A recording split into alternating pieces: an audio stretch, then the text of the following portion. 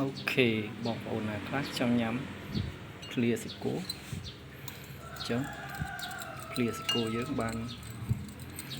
ធ្វើរួចរាល់អស់ហើយស្រោចទឹកប្រហុកចូលទៅគឺអាចញ៉ាំបាន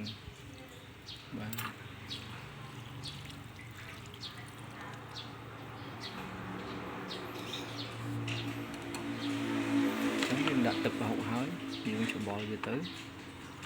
ជាការស្រេច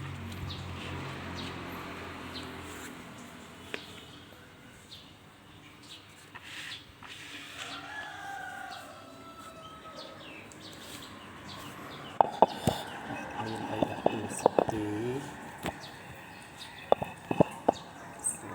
សំតិច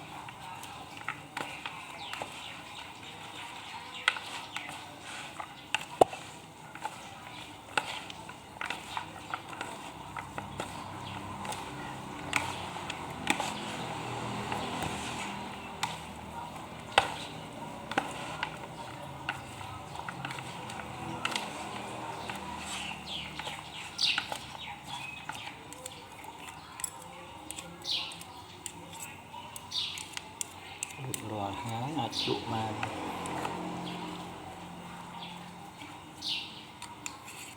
មានសាច់គោងាយអាចញ៉ាំខ្លួនឯងធ្វើខ្លួនឯង